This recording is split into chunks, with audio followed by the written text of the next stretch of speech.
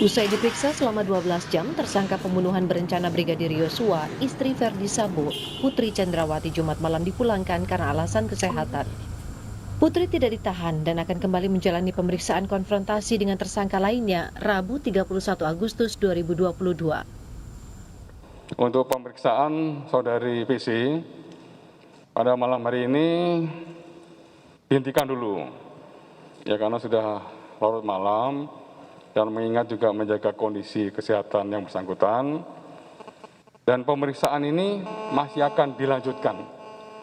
Jadi masih belum cukup, malam hari ini akan dilanjutkan kembali dengan pemeriksaan konfrontir yang akan dilaksanakan pada hari Rabu tanggal 31 Agustus.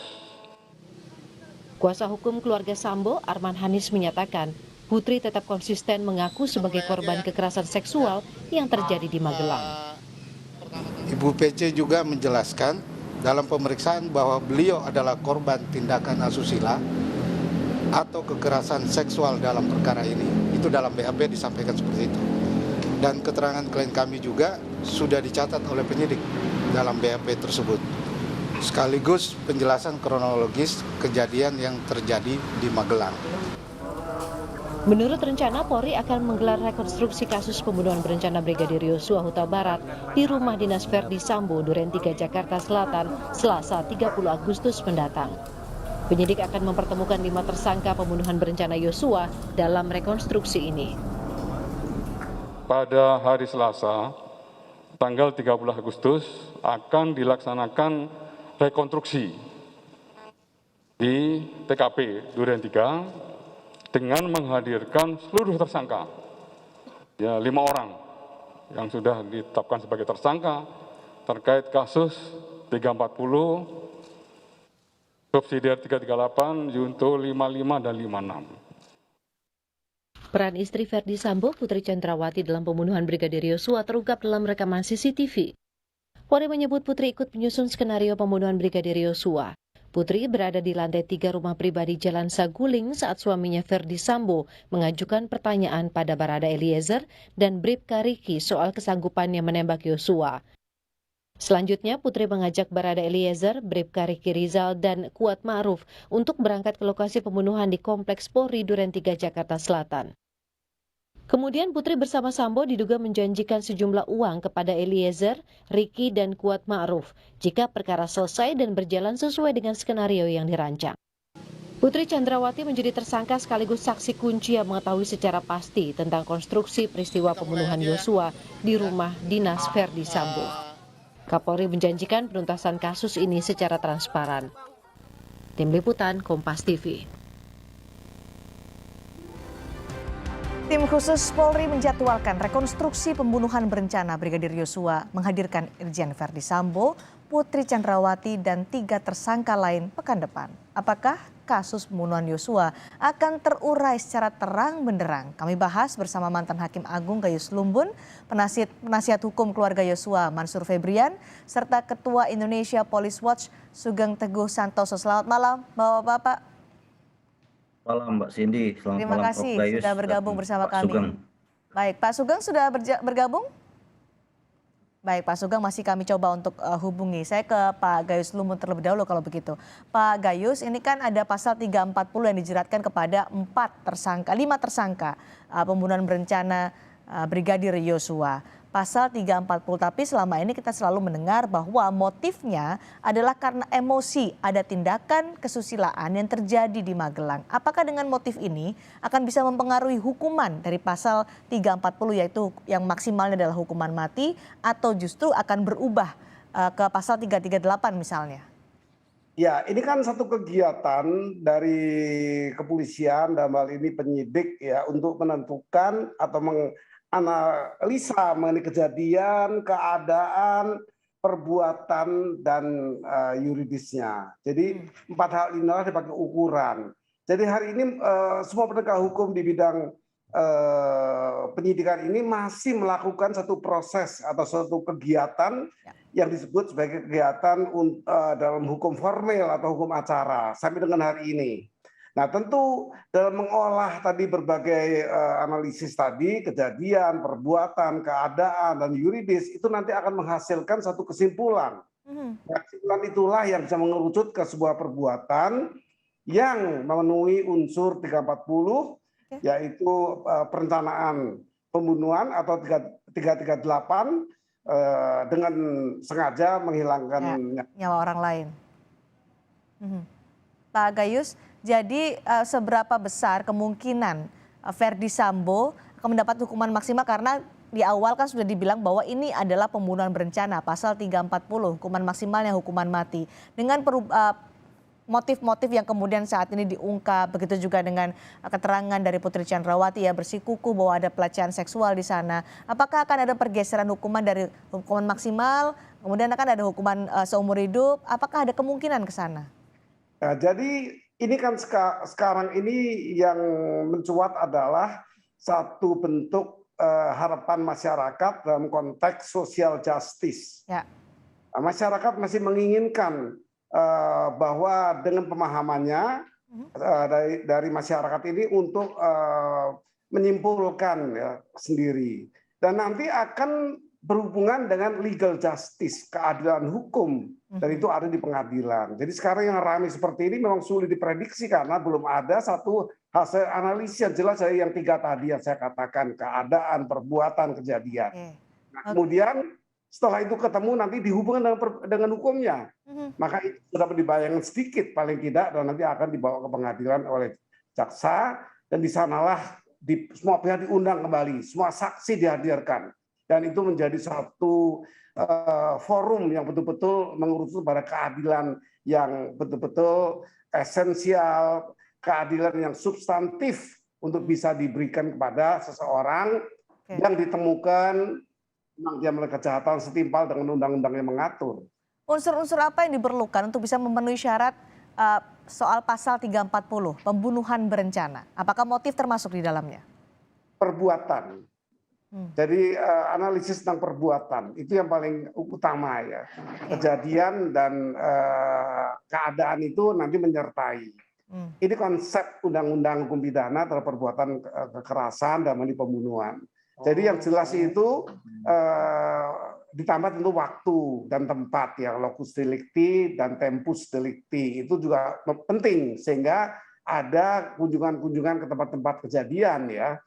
Itu bagi saya, pandangan saya nanti akan menyatu, mengerucut kepada satu pandangan hukum yang diharapkan yang sekarang prosedural nanti menjadi substansial atau substantif keadilannya, keadilan yang lengkap. Kalau sekarang saya masih mengatakan ini rame, keadilan yang rame di masyarakat dalam bentuk ya social justice. Masyarakat ingin adanya keamanan, adanya kepastian hukum ya. Nanti kepada kepastian hukum ada di pengadilan. Baik, Pak Mansur, kan ini ada 5 tersangka. Ada Irjen Verdi Sambo, kemudian Barada Eliezer, Ricky, Kuat Ma'ruf, dan juga Putri Chandrawati. Dari keterangan yang kita dengar di media selama ini bahwa Verdi Sambo mengatakan ada motif emosi karena tindakan asusila yang dilakukan oleh Brigadir Yosua. Ada kemudian juga Putri Chandrawati juga masih berkukuh soal ini. Bagaimana tanggapan dari pengacara soal ini? Apakah punya bukti-bukti lain yang bisa membantah ini? Baik, Cindy, terima kasih.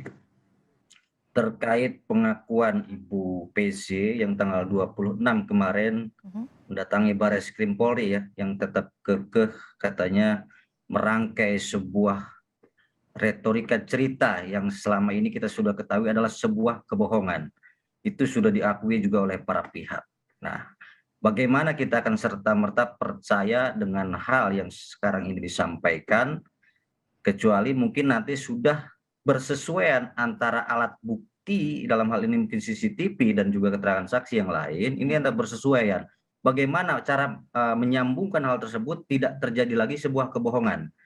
Nah, oleh karenanya kami secara tanggal 26 kemarin juga sudah melakukan pro justisia pelaporan terkait adanya penyampaian keterangan palsu atau hoax secara yang dilakukan oleh dalam hal ini Pak FS, Bu PC, dan Martin Gabe di Polres Jakarta Selatan, itu yang menjadi bukti kami bahwa selama ini skenario itu sudah terbantahkan bahwa itu adalah sebuah kebohongan.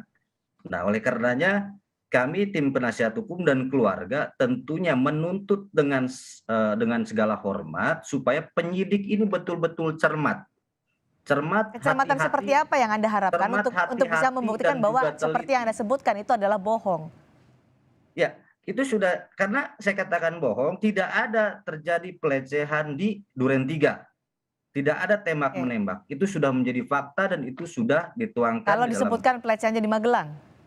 Nah, ini apalagi yang akan ditarik ini ke Magelang. Nah, ketika memang seandainya ada terjadi di Magelang, sebetulnya akan dirangkai narasi ataupun cerita apa lagi, begitu loh. Karena kalau kita melihat komunikasi antara Ibu PC waktu itu memberikan WA kepada adik almarhum, ini ada hubungan kuasa.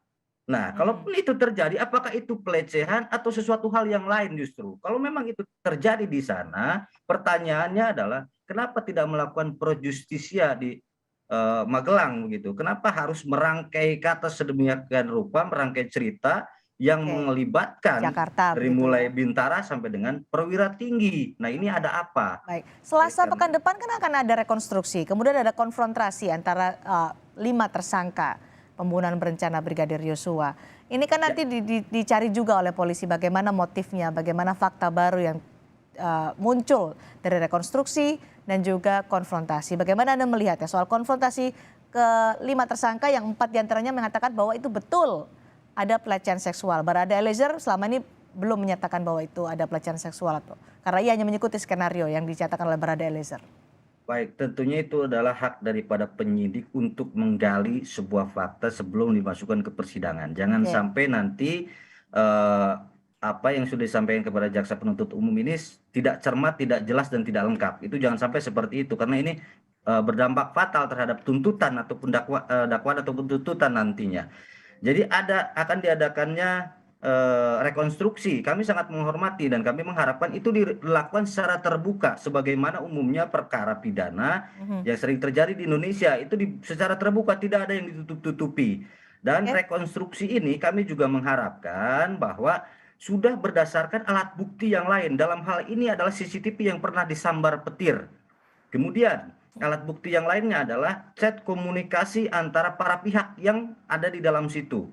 Kemudian juga kita meminta supaya HP almarhum ini betul-betul diperiksa secara detail CDR-nya. Kalau memang tidak ketemu HP-nya, kita minta bantuan kepada Kominfo. Kita cek dari Kominfo, meminta data apa percakapan pada hari naas tersebut. Ataupun dari bulan Juni malah, begitu. Baik, Pak Sugeng sudah bergabung bersama kami, Ketua Indonesia Police Watch melalui sambungan telepon. Selamat malam, Pak Sugeng.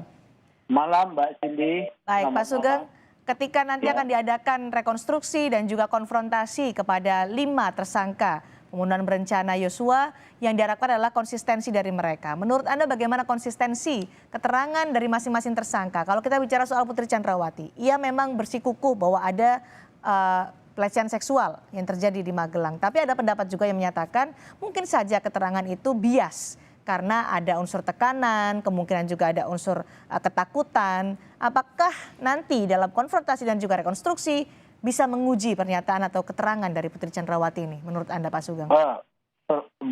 Buat IPW ya, terkait dengan soal motif apakah pelecehan ataukah ada perselingkuhan itu tidak penting, Mbak Cindy ya.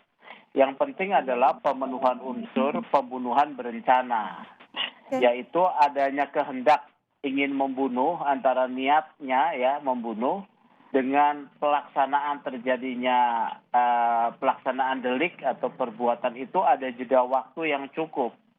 Nah kan sudah disampaikan oleh Pak FS bahwa dia melakukan karena peristiwa ada di Magelang ya. Jadi ada jeda waktu untuk dia membatalkan tapi tidak dibatalkan. Jadi saya percaya pada konstruksi yang dibuat oleh penyidik bahwa pasal 340 ini akan bisa dibuktikan.